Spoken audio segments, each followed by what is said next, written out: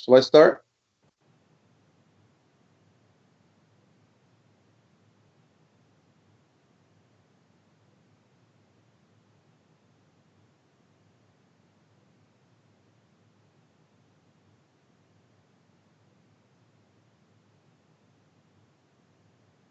I'm ready.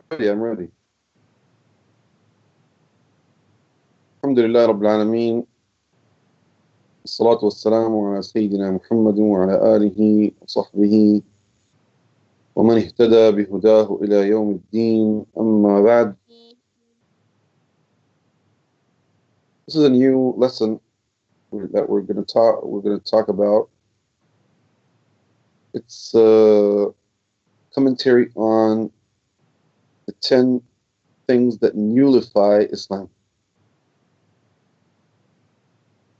Islam can be nullified? Yes, Islam can be nullified if somebody makes something that is against Islam. What is Islam? Islam is to surrender to Allah subhanahu wa ta'ala by submitting. Al-Islam wal-istislamu lillah wal-qiyadu lahu bil-ta'a wal-khudusu min al-shirk. So, it's surrendering to Allah subhanahu wa ta'ala.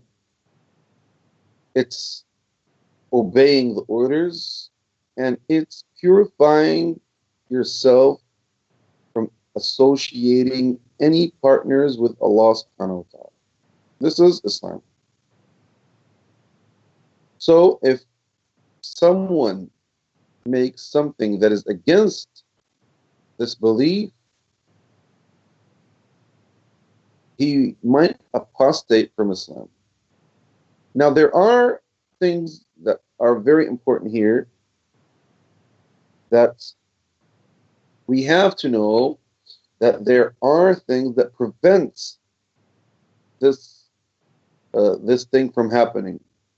For example, if somebody is ignorant, he didn't intend to do that. He's still new in Islam. A lot of things that scholars talk about.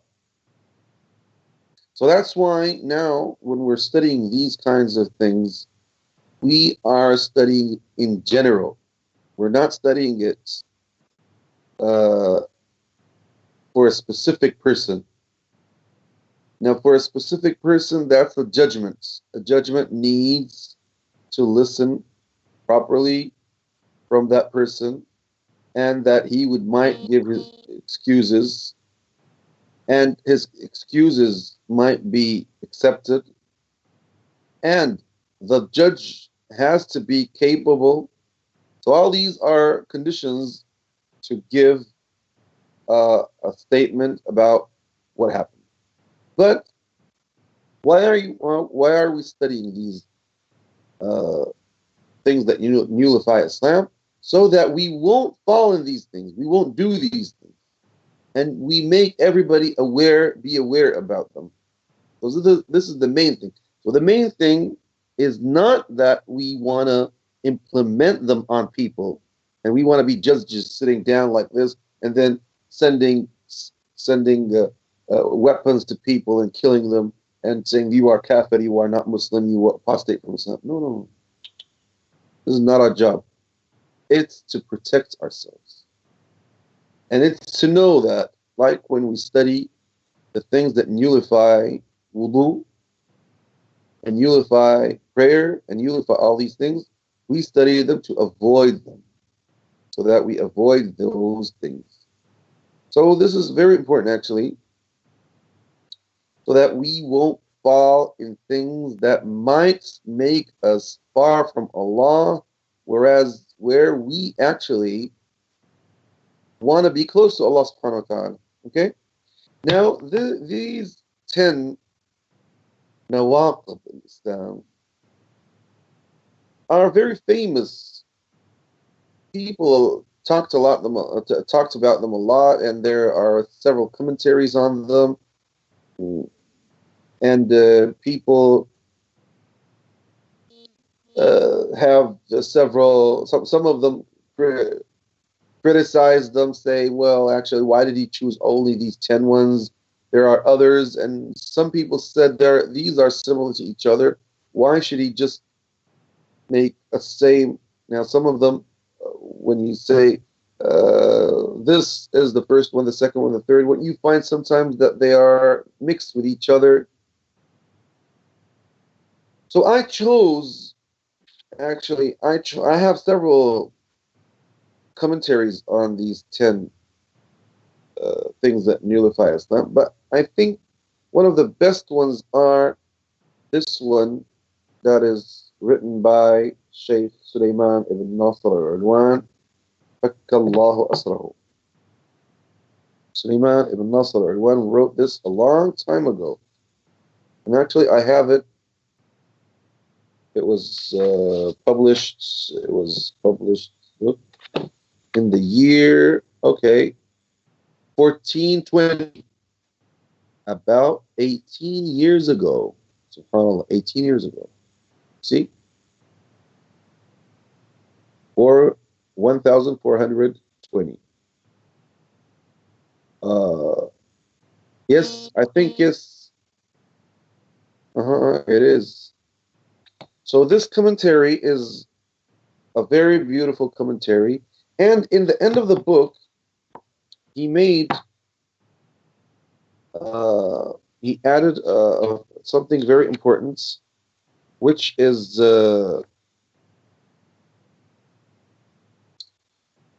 how to implement these things, and that we are not allowed to implement them on somebody without taking care of the knowing how to talk about a specific person, which they call, مسألة العذر بالجهل, مسألة العذر بالجهل, that means excusing somebody because of ignorance, and مسألة الحكم على المعين, that means judging a specific person.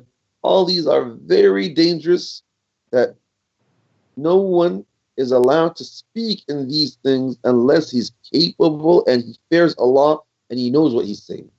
So he has to be knowledgeable. He has to be someone that fears Allah subhanahu wa ta'ala. He has to be somebody that knows what he's saying. Anything else is going to be a disaster. And this is why you find lots of people that they claim that they follow the Sunnah, they claim that they follow the way of the Salaf radiallahu anhum, they claim that they are on the right path, but you find that they are astray, and they're close to be Khawarij, Allah after. So the problem is not in knowing these rules in general, it's the problem of implementing them on people in a wrong way. And you can sit down with somebody who is astray in these things, and when you speak to him, you have the same background. He's going to tell you the same names of the scholars that you refer to. He's going to tell you that he studied the same books that you studied. But the problem is that he misunderstood how to implement what he studied on the reality. This is a very important thing. And this is why we are studying these lectures. We are studying these lectures to understand our belief, our religion, and to avoid falling in what other people fell in, no matter it was being fanatic on the right side or being extreme on the left side. So being extreme is wrong, no matter it was right or left. You have to be balanced. Balanced in the Islamic, in the Sunni meaning, it's to be stuck to the Quran and the Sunnah by the understanding of our great Imams from the Sahaba and the Tabi'een and who came after. Okay, brothers? So let us see. Okay, let us see this الحمد لله رب العالمين والصلاة والسلام على سيدنا محمد وعلى آله وصحبه ومن اهتدى بهداه إلى يوم الدين. قال الشيخ محمد بن عبد الوهاب بن سليمان التميمي الوهبي رحمه الله تبارك وتعالى: بسم الله الرحمن الرحيم. اعلم أن نواقض الإسلام 10 نواقض. In the name of Allah, the most merciful, the most beneficial, the most merciful, be aware that things that nullify Islam are 10. Are they 10? Actually, to say that they are 10, they are more than 10. They're not 10.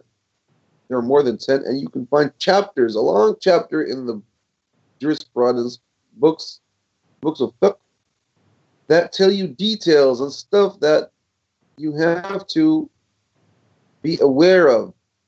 And they tell you this is so-and-so, this is so-and-so, and they go in details.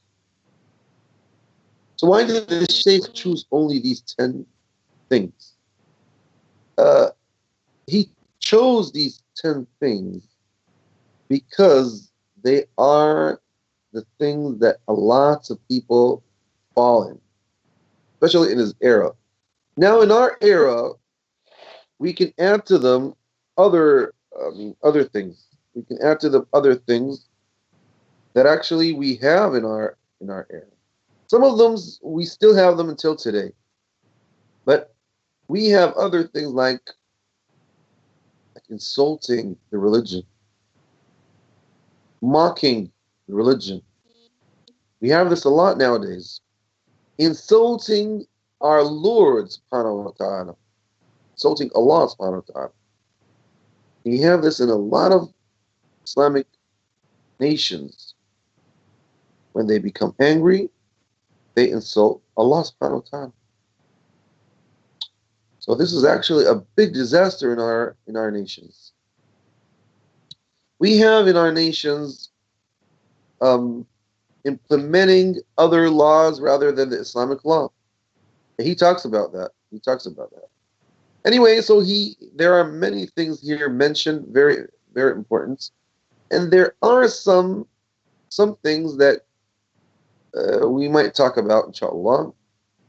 That it's, I think, some of the mistakes of the Najdi movement that I criticize in my book, مباحث العذر بالجهل, or الأجوبة الوفية, or نظرات في الدعوة النجدية.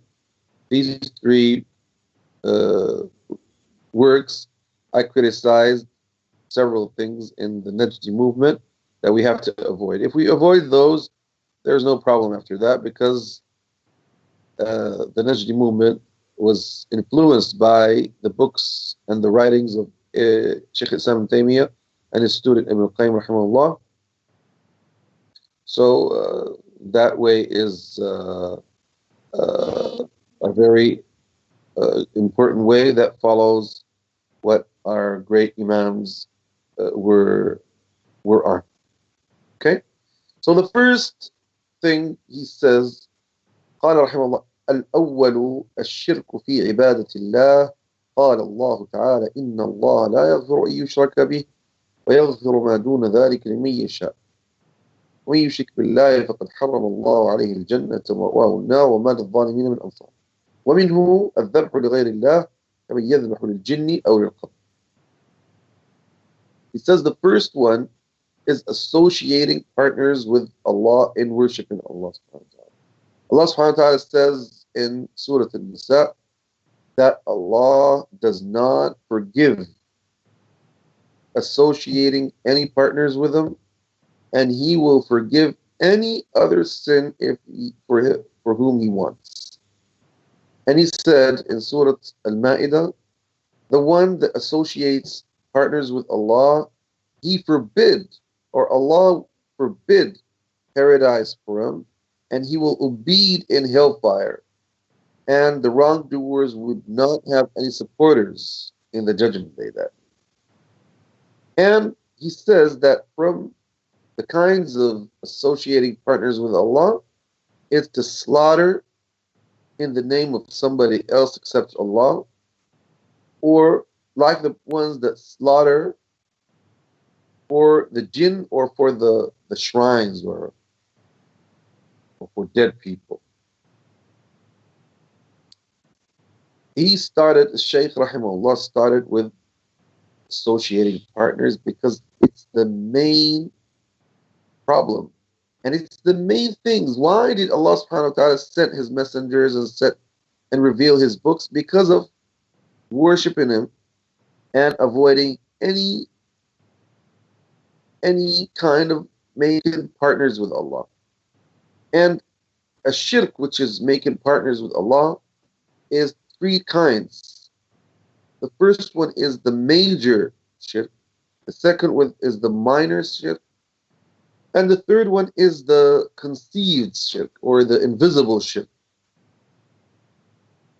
Ibn al-Qayyim rahimahullah says no, shirk is two types, big and small, or major and minor. So even the invisible shirk is part of the minor shirk.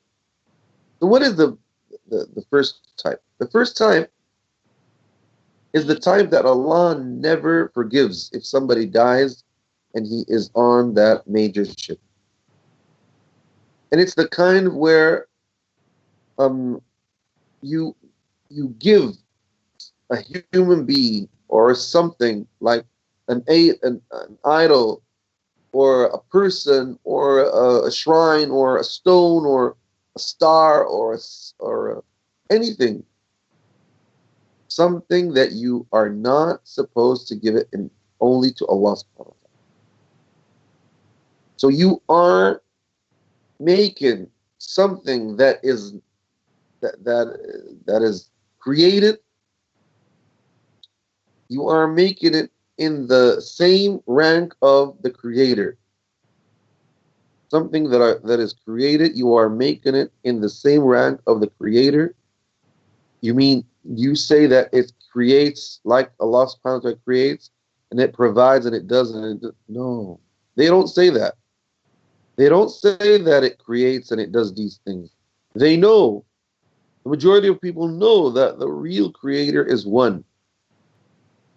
I remember once I was speaking to somebody, an American guy, and we were talking about the Creator. So in the end, he said to me, do you want to say that you're talking about the one that is upstairs there on the heavens? SubhanAllah. Yes. So if you don't want us to call him God, call him whatever you want, but he's God. So look at this guy. He believes in his heart, although he's escaping from that. But in the end, he showed that he believes that Allah subhanahu wa ta'ala exists. So these guys believe that Allah exists. But they keep on giving other things what they have to give only to Allah subhanahu wa ta'ala. And look what the idolaters said. They said, by Allah. This is Surah Ash-Shu'ara. They said, by Allah, we were so astray, in a big astray. Because we made we made these idols equal to the Lord of all, of everybody, to the Lord of everything. How can you make an idol equal to the Lord of everything, to humanity, to everything that is created? How can you make Allah subhanahu wa ta'ala equal, or make something equal to Allah subhanahu wa ta'ala? That is in loving and in invoking, in prostrating, in slaughtering, in all these kinds of things that we studied in Usul al-Thalatha. This is why Usul al-Thalatha is very important, because it's the main thing that every Muslim has to understand, so that he won't give those worships to anybody else except Allah subhanahu wa ta'ala. So evil evil is something that is all in associating partners with Allah subhanahu wa ta'ala. In this way that we're talking about. So any evil in the world, it is referred to something like this. Now the major shirk, it has a lot of types actually. The major shirk has a lot of types and have a lot of faces, but we can squeeze it to 4 types.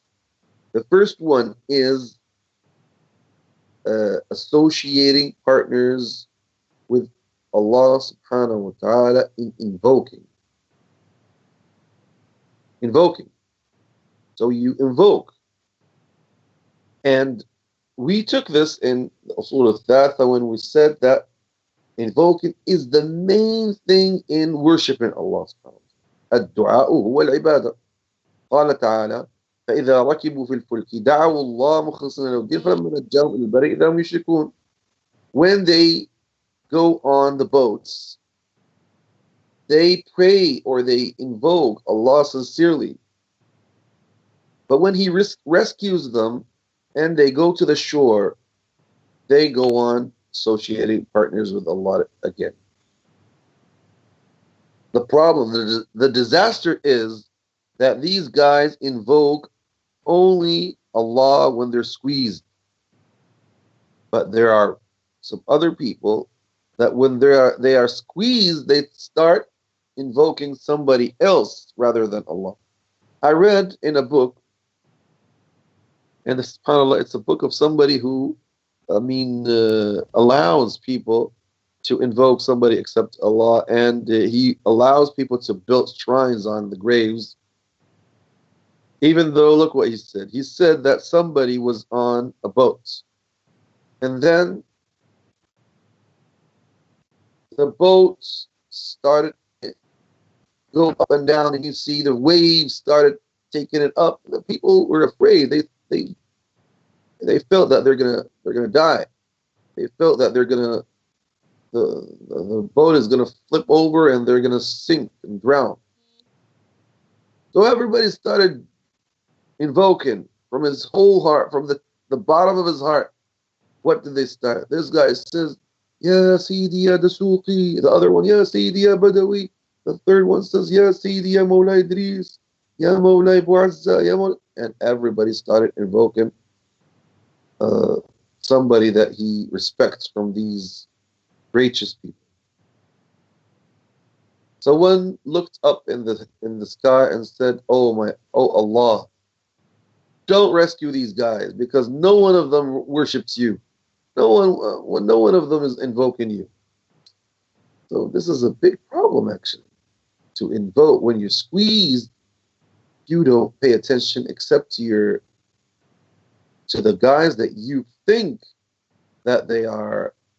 So now actually you're making them something like, and we spoke about this. This is the type of great shirk, because you are making these guys as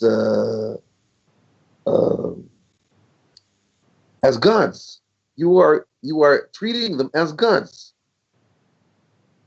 Well, actually, this is a big problem. The second type is associating partners by the intention, in intention.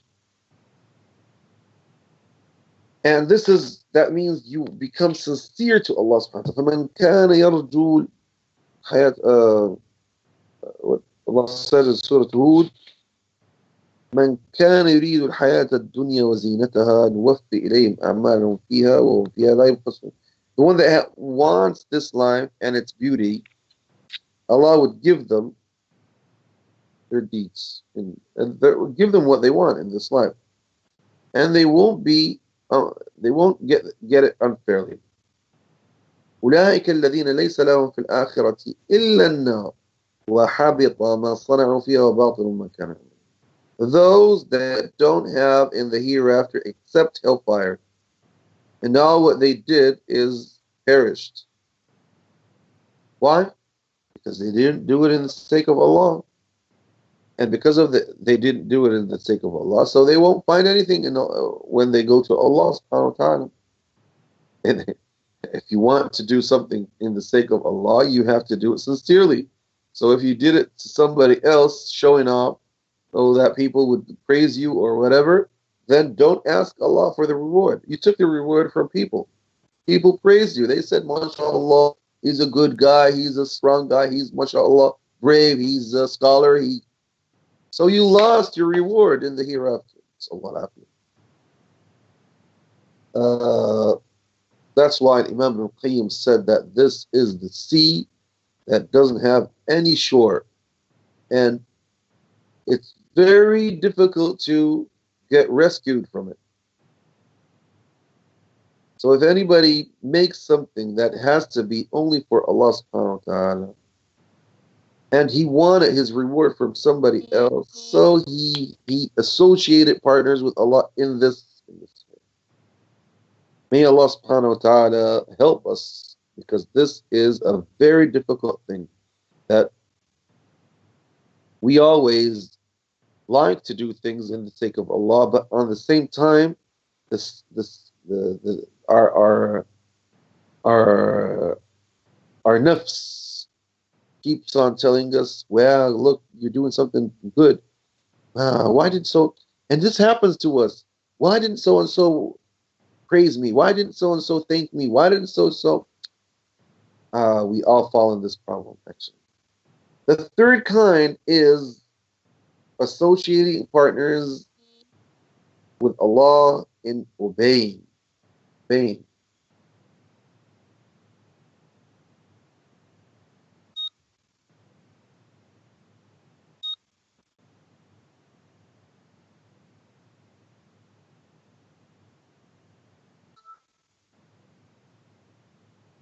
Associating partners with Allah, shirk al-ta'ah.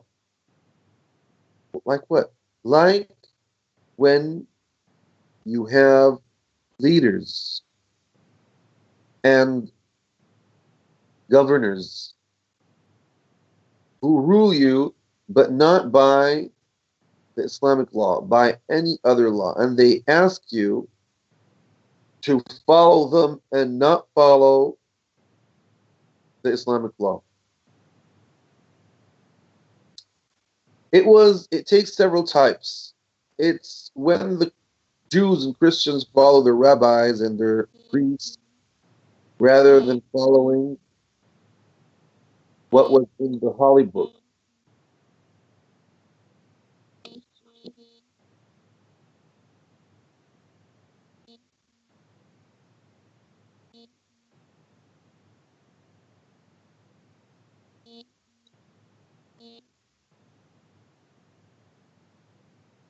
They follow their rabbis, and this is اتخذوا أحبارهم ورهبانهم أربابا من دون الله والمسيح ابن مريم وما أمروا إلا ليعبدوا إلها واحدا لا إله إلا هو سبحانه عما يشركون. They made their rabbis and their priests lords instead of Allah, and Jesus Christ, son of Mary, and they were ordered only to worship only one God. There's no God except He. Glory to Him, or from those things that they associate with Him. What is this?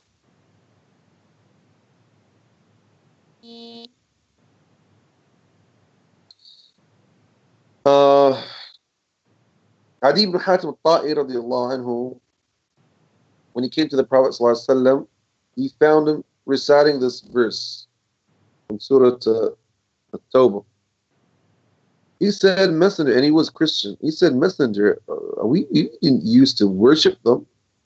So the Prophet sallallahu alaihi wasallam told him, don't they prevent you from things that are legal in the book, and you follow them, and make things that were forbidden, they make them legal? He says, yes. He said, okay, that's worshiping them.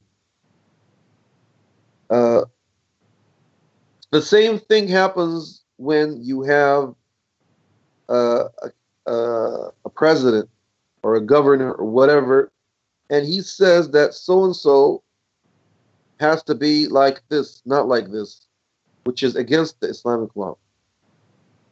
So you have two types of obeying. You might obey and believe that what they're saying is the truth, so the Islamic law is now abrogated. So the law, the divine law, let me talk about the divine law. The divine law is abrogated now. Because why? Because the new people abrogated it. This is making them gods, as gods. Because the divine law is not allowed to be abrogated except with another divine law. Now, after the death of the Prophet ﷺ, there's no divine law anymore that can abrogate the Quran and the Holy Sunnah, right? Now, the other type of obeying these kinds of leaders is to know that what they're saying is against the law, against the Islamic law, but you say, well, let me just follow them because they can help me do, they can so and so, for anything. So that's a kind of sin, actually. That's a kind of sin. It's not it's not making them as partners. The first one is it's making them partners with Allah, because when you give them the right to do that, that means you are associating them as partners with Allah. But when you just follow them and you know that they're wrong and what they're doing is wrong, in that case, that is not shirk, but it's a sin. It's a sin. النوع الرابع, the fourth type, is shirk al-mahabba. You associate them in loving. قال تعالى ومن الناس من يتخذ من دون الله أندادا يحبونهم كحب الله. And from people, a type that makes some ones that make them equal to Allah in loving them. So they love them like they love Allah. Ibn Qayyim rahimahullah said that loving has 4 types too. Who doesn't understand these kinds of love, he will go astray. The first one is loving Allah. And this would not make you on the right path, because everybody claims that he loves Allah. Even even non-Muslims claim that they love Allah. You can find a Christian, a Jew, even somebody who doesn't believe in prophets, and so he says, I love Allah from the bottom of my heart. I love God. Well, God did so and so to me. God, I don't know what, and so I love God. Okay, you love God. That's good. The second one is the one that makes you Muslim, submit to Allah. It's to love what Allah loves. This is the one that would make you enter Islam and go out of kufr. Because when you love what Allah loves, now you are a true lover. Now the third part, and actually we took something like this in Usul al-Thalatha too. The third one is to love what Allah loves. Oh, now you're becoming a real lover. Because you can't love Allah and love what He orders us to do, and then you don't love what Allah, you don't love the people that Allah loves and that love Allah subhanahu wa ta'ala. And this is called al-wala wal-bara. So here you love all the believers, that means the Muslims, and as and more they are lovers of Allah, and more that they follow the laws of Allah, you love them more and more. So this is where you reach to love them totally, 100%. It's when they are Sunnis, following the right path, sincere to Allah, so you love them totally. But if they have sins, they have some wrongdoings, wrong acts, you still love them according to the percentage that they have, and they deserve to be loved with.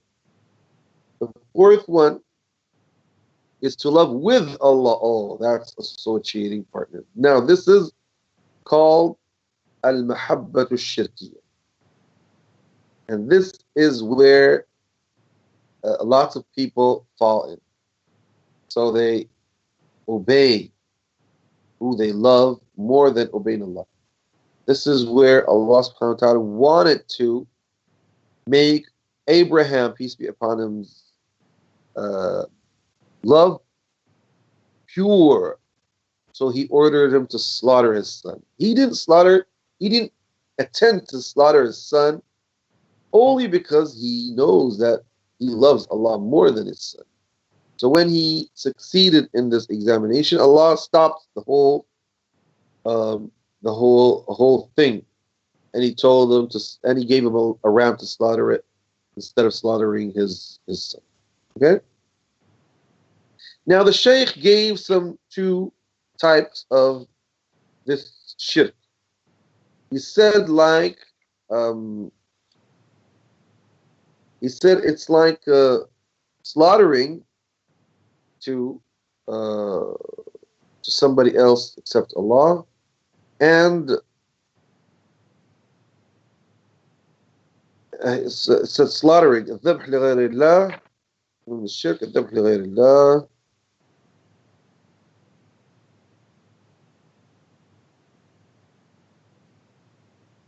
Okay, so slaughtering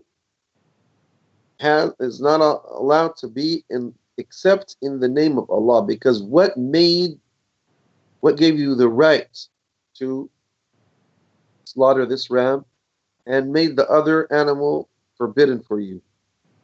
The word of Allah subhanahu wa ta'ala. He is the one that allowed us to slaughter this and eat it and forbid this, and he didn't give us any permission to slaughter anything except those animals that we are allowed to eat. So when you slaughter to somebody else, like slaughter to a shrine, it's like you're giving a gift to this shrine. That means you are making this shrine like a divine thing. Or else, if you didn't have this belief in your heart, you would never go and lose your money and slaughter an animal for somebody who's dead that he doesn't even know. You don't know. Did he understand what you're talking about? Can he see you? So actually, this is a very stupid act, to go to a shrine and pray to him and slaughter to him, and etc. And that thing that is slaughtered there is jifa, something rotten. You're not allowed to eat. You just killed it. قال تعالى فَصَلِّ لِرَبِّكَ وَانْحَرْ.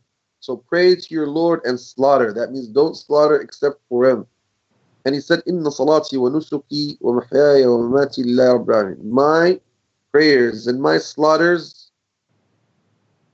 and my life and my death is only for Allah, the Lord of Al-Alamin, the Lord of all creatures. You see now? So this subhanAllah, this thing still exists in our nations. I don't know, you have that in the West or you don't have it, but we have it in two types. We have it in some rural areas, and even other, subhanAllah, some people that claim that they are intellectual people or modernized people. You find that they go to these shrines and they take with them a cow or a ram or whatever, and they slaughter it there. Now, the guys that go and slaughter the rams in the shrine or in a grave or whatever, and they have several intentions. Now, that's why I told you You're not allowed to go quickly and give your statement and judge the person that did that. He might say, I slaughter it in the name of Allah to give it to these poor guys that live here.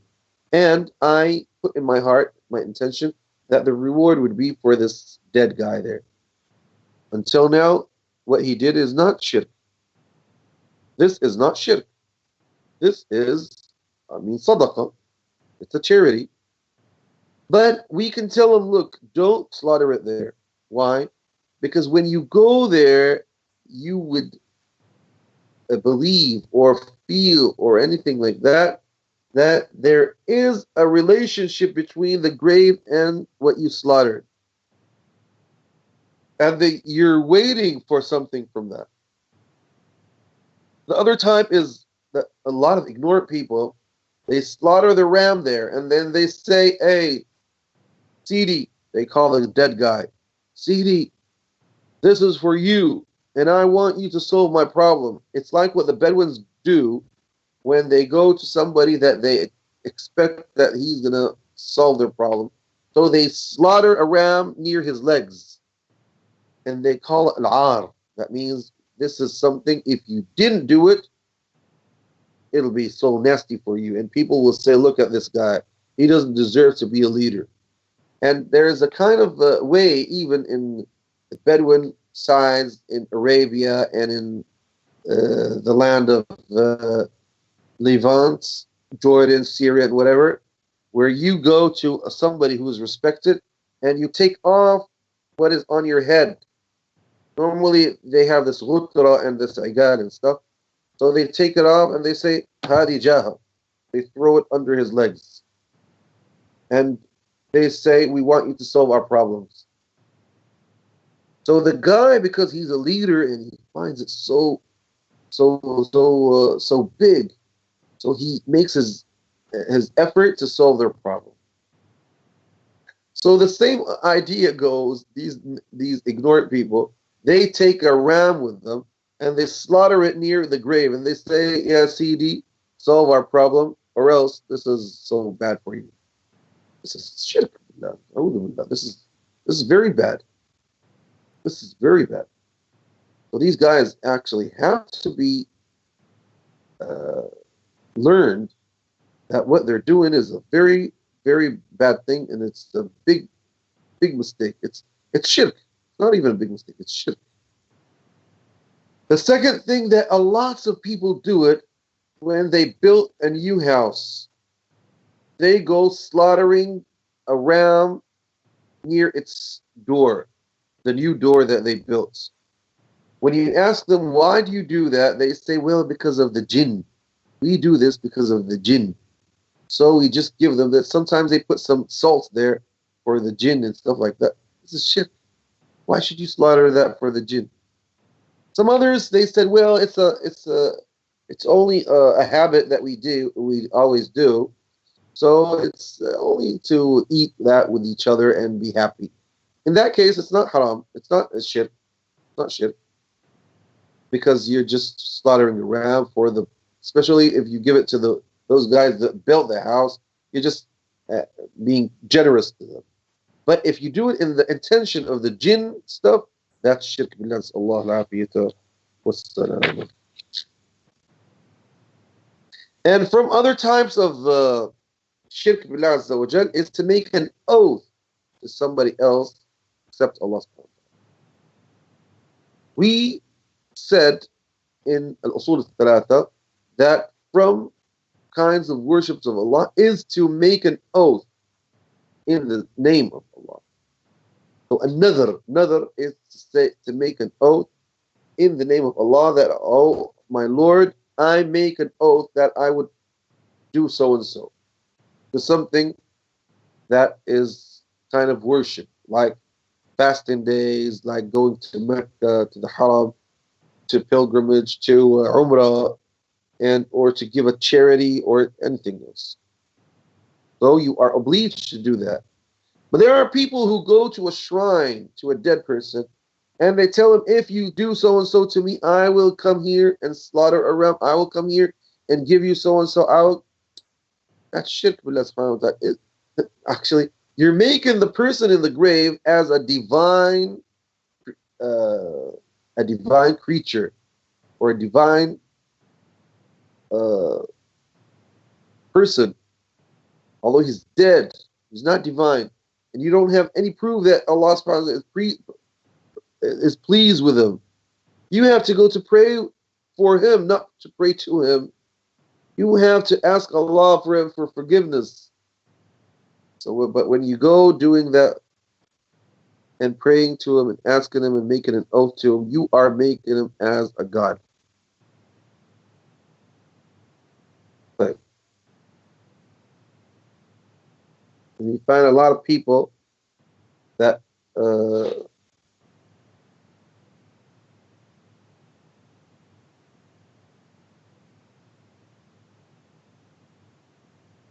you find a lot of people that do these kinds of things, and that they go and send food and meat and candles. You find this candles, the story of candles, you find it in the churches, and you find it in the Jewish synagogues, and you find it in the Islamic, or between brackets, Islamic shrines. People imitate the people of scriptures instead of following the Quran and the Sunnah. So these are types of things that you can find. From these kinds of things that are shirk, Allah subhanahu wa ta'ala, and major shirk, is when you ask help from these dead guys and you ask rescue from them. And we talked about all these things in Al-Shahr Usul. Right. The second type is the minor shirk. The minor shirk is lots of kinds, like swearing. Instead of swearing by the name of Allah, you swear by somebody else. The Prophet ﷺ said, anyone who wants to swear is not allowed to swear except by the name of Allah. So he said, anyone who swears by somebody else except Allah, he would apostate or make partners with Allah. This is shirk asghar and kufr asghar, of course. This hadith is in Abu Dawud, Tirmidhi, and it's an authentic hadith. From that is to make something in the sake of somebody else instead of the sake of Allah subhanahu wa ta'ala. So it's riya, we call it riya, showing off. Prophet ﷺ said, the most thing that I am afraid about you or for you is the major shirk. So they asked him, what is that? He said, riya. Riya is showing off. Hadith is in Musnad Imam Ahmad, and it's by an authentic isnad. So these are things from the shirk al-asghar, and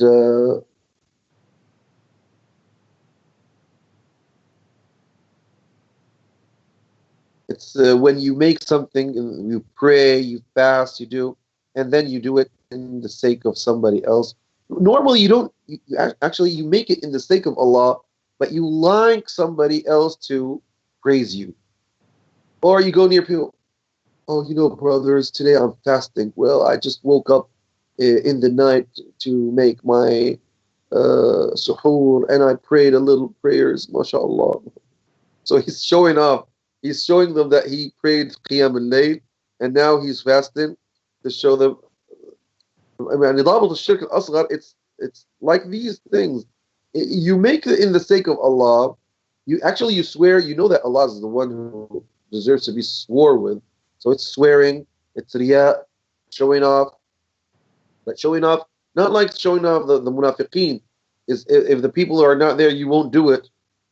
Or it's showing off in the whole religion. That's nifaq. No, we're not talking about the nifaq, which is kufr. Allah. No, but it's somebody who is a Muslim and who loves Allah subhanahu wa ta'ala and who prays and fasts and does these things. But he likes to be praised. He likes people to talk about him and stuff like that. Or sometimes he does it in the sake of Allah, and all of a sudden his intention gets mixed with other intentions. And actually, all of us have this problem. I can't tell you that I'm not like that.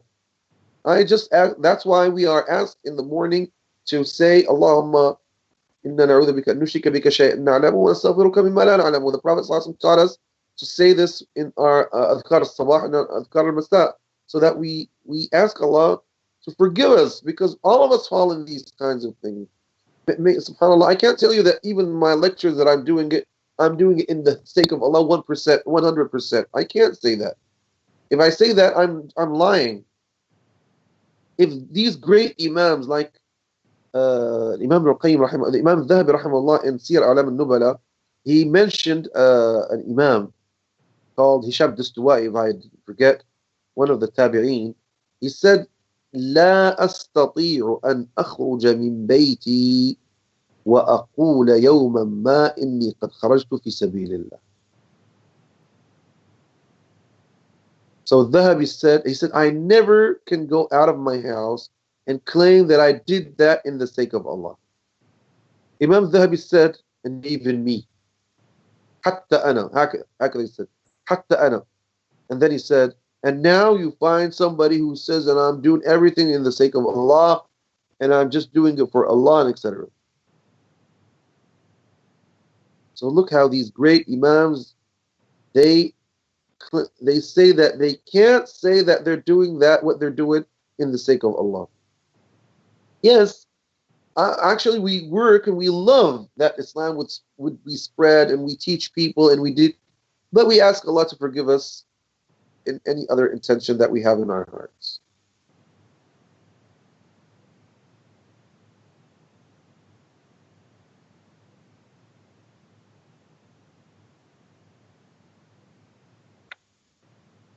There's a beautiful say here of Imam Ibn al-Qayyim rahimahullah. Okay, you can go back to the book and see that if you have this copy. The book of Imam al-Qayyim, the book of At-Tibyan, في شرح نواقض الإسلام للشيخ سليمان بن ناصر العلوان رحمه الله حفظه الله فرج الله عنه فك الله أسره.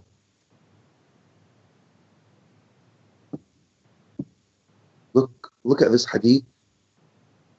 This hadith is a very dangerous hadith.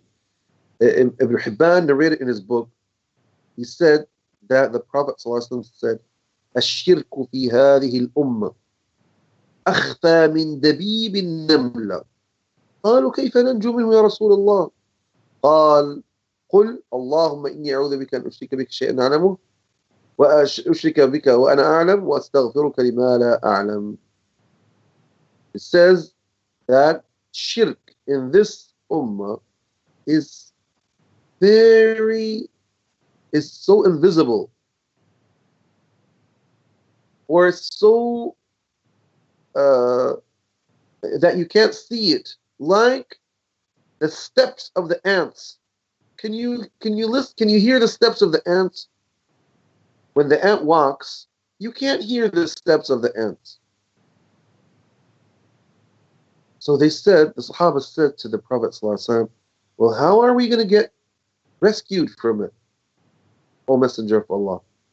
He said, say, O Allah, we ask you refuge, that we associate partners with you, and we know, and we ask you to forgive us for what we don't know.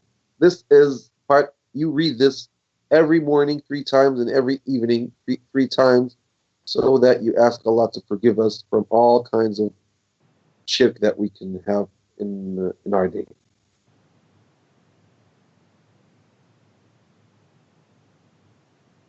Umar radiallahu anhu used to pray and invoke Allah subhanahu wa ta'ala and say, Allahumma ij'al amali kullahu salihan waj'alhu liwajhika khalisa wa la taj'al li ahadin fihi shay'an.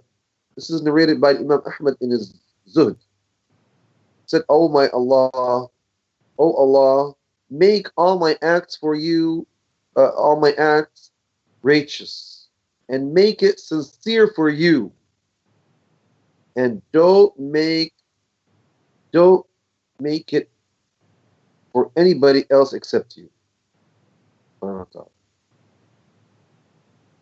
Now, this type of shirk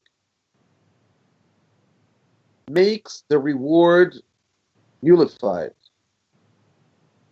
but it doesn't nullify the whole religion. It doesn't nullify Islam, but it makes the reward nullified because you did it to somebody else, not sincerely to Allah subhanahu wa ta'ala. And the one that does that deserves to be punished in the judgment day. Allah afiyatu wassalam.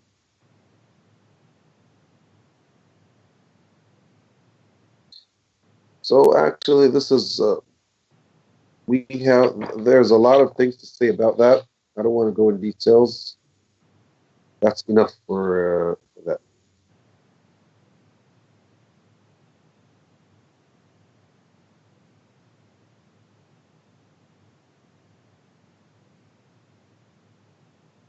Okay, now there are some types where Imam Ibn Rajab talked very beautiful about this in Jami' al-Hikam. He said, if somebody did something in the sake of Allah, and he started that for Allah, but all of a sudden he felt that people are praising him, and he was enjoying that. So some scholars say that he has the reward for the thing that he did, but he made a sin, or that what he did will reduce some of his reward. But if he made his best to to to avoid that shirk, and this happens, you feel that you want people to praise you, and the same thing you're saying, no, you're just pushing that feeling. So you're making jihad for yourself. So this is a type of you will have your reward, and you will be rewarded for for avoiding that kind of shirk. Allah subhanahu wa ta'ala says, وَأَمَّا مَنْ خَافَ مَقَامَ رَبِّهِ وَنَهَى النَّفْسَ عَنِ الْهَوَى فَإِنَّ الْجَنَّةَ. And the one that fears standing besides Allah subhanahu wa ta'ala, and he prevented his self from following its desires, so paradise would be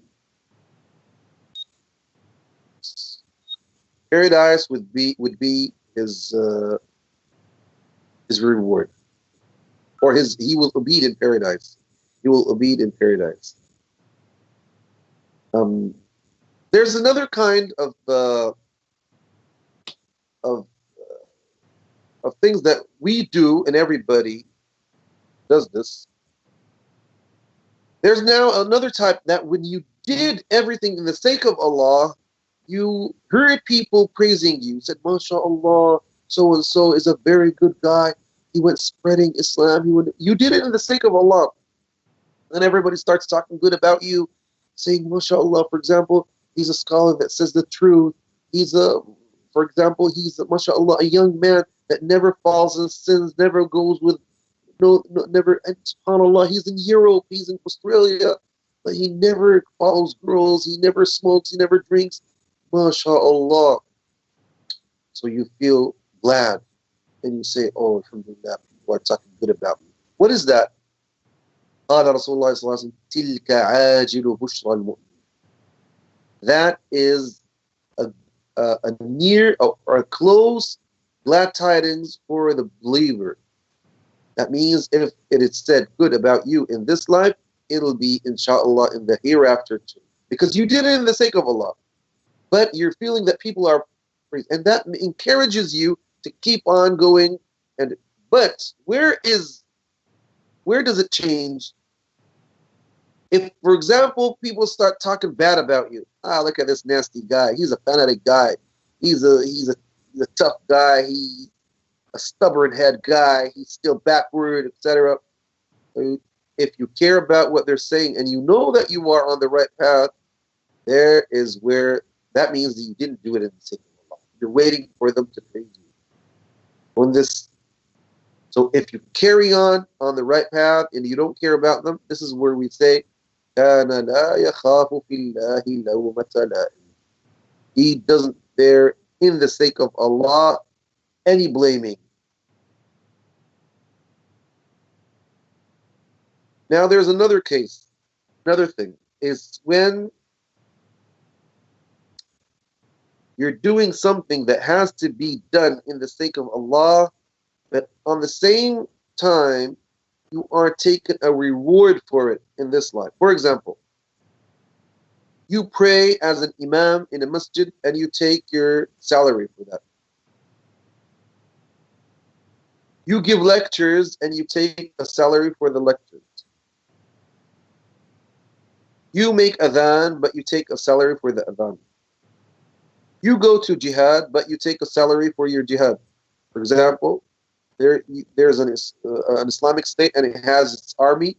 So you are part of that army and you take your salary for that.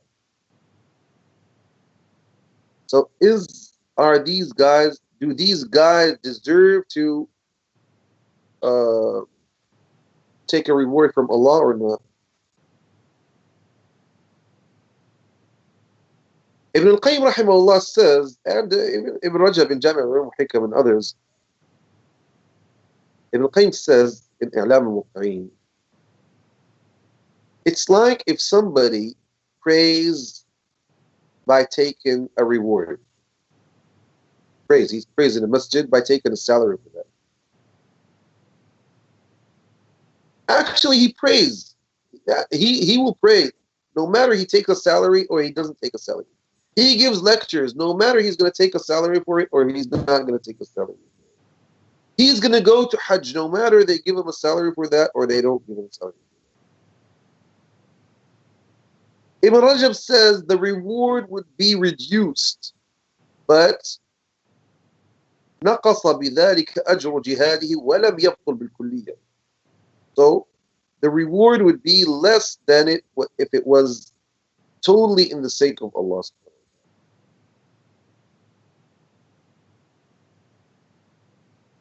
And but here we can say something important. We can say something important here. What if he does that in the sake of Allah too? That means, now if we put an imam in a masjid and we don't give him a salary because he has to work, we tell him, look, if you go to work and come back, you won't take care of your imamah in the masjid. So we're going to give you a salary to stay here and take care of the imamah. You're going to be an imam, give us the Jum'ah prayer, give us the 5 prayers a day, give us the Jum'ah speech, and give us lectures. So we give you a salary, fixed salary for all that. And he says, okay, I'll take those money to take care of my children and to take care of my wife and my responsibilities. So he's doing it in the sake of Allah too. It's like the booty that you take in after the battles in the sake of Allah, al-ghanaim. So if you take the ghanaim after the jihad, that doesn't mean your jihad is nullified, because like the Prophet ﷺ, when Amr ibn al-As converted Islam, he went to him, and the Prophet ﷺ gave him some money. He said, Messenger of Allah, what's this? He said, this is part of your, this is for you. He said, I didn't follow you to take these money. Prophet ﷺ told him, نِعْمَ الْمَالُ الصَّالِحُ لِرَجُلِ الصَّالِحِ. نِعْمَ الْمَالُ الصَّالِحُ لِرَجُلِ الصَّالِحِ. Means the good money is very good for the good people.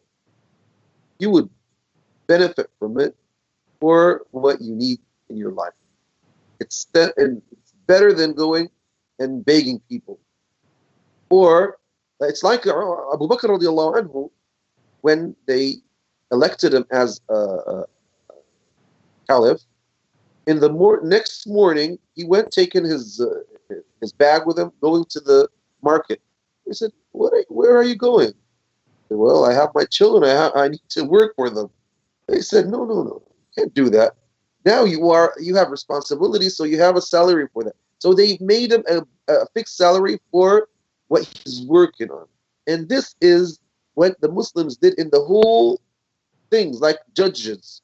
They have their salary for the day. And now everywhere in the world, you have professors in your university. They can't go and work something else and leave their university. They can't, for example, the judges, they can't go work in something else and leave their work. The governors, etc. So it's kind of it. They give you a salary because you are giving them your time. See? So in this case, can we say that this reduces the ajr or the reward, or we say if you make it in the sake of Allah, you have your full reward. Allahu A'lam, if you make it in the sake of Allah, you have your full reward. Wallahu A'lam. And this is enough for today. Alhamdulillah, wa sallallahu ala rasulillah, wa ala alihi wa sahbihi. If you have any question, I'll be happy to answer your question.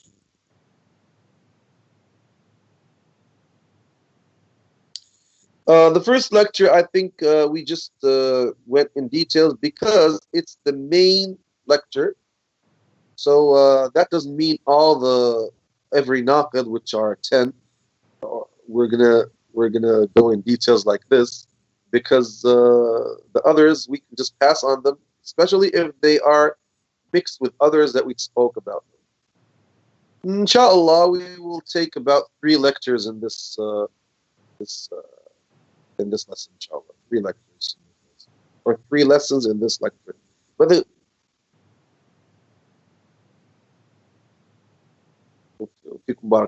now, actually, next week is going to be Ramadan, inshallah. So if we still have 2 lessons, that means they are going to be in Ramadan. Shall we postpone them to after Ramadan, or what you suggest?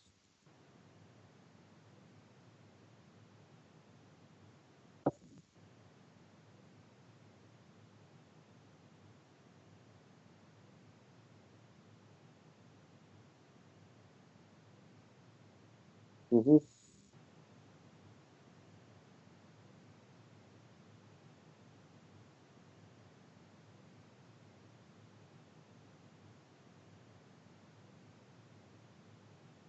Yes. So what do you suggest for that?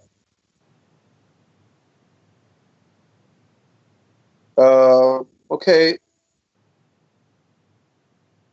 continuing. It's something for everybody to decide, actually. And the timing has to be more late by about 2 hours. Now,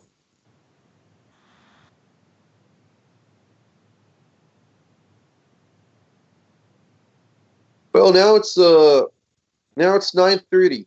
Now it's 9:30.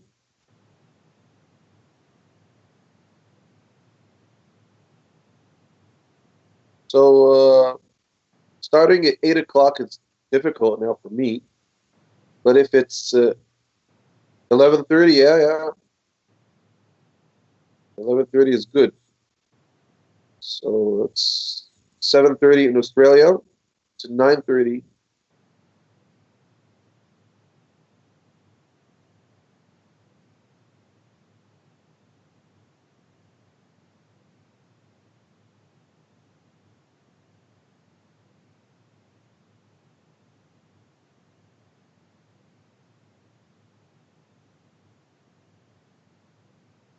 When it's 12 here, how much? What time is it there?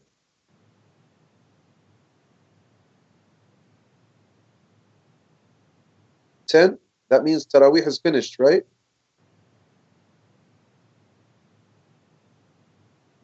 Okay, that's fine. That's good.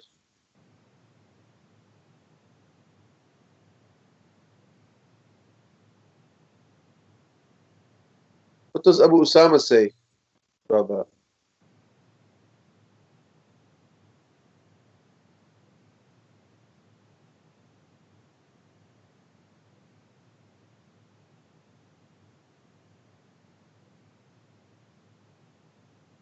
12 in my time, which is 10 in your time.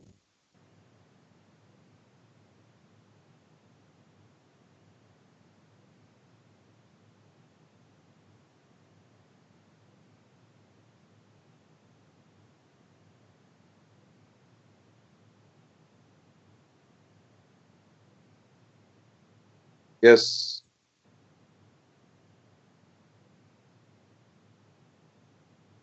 Yes, 12 p.m. for me is good.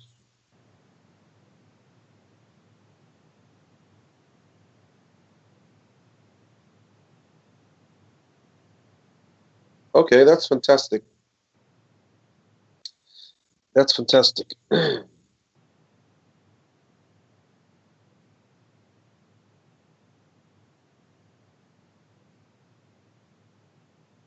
إجماع المجتهدين. That's good.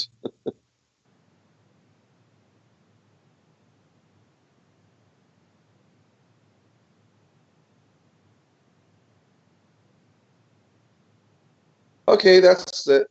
We agree, inshallah. We'll meet you, inshallah, next week. Alhamdulillah Uh, ta'ala. Assalamu um, alaikum wa so, rahmatullahi sorry, Sheikh. Salam alaikum. Sorry, Sheikh. I just wa had a, I had a quick question. Sorry, Sheikh. Uh, Can't hear you. Sorry, Sheikh. Can you hear me? I hear you, yeah. Yeah. Sorry, Sheikh. Just a quick question. Um, we already covered in Usul al-Thalatha that making an oath in, other than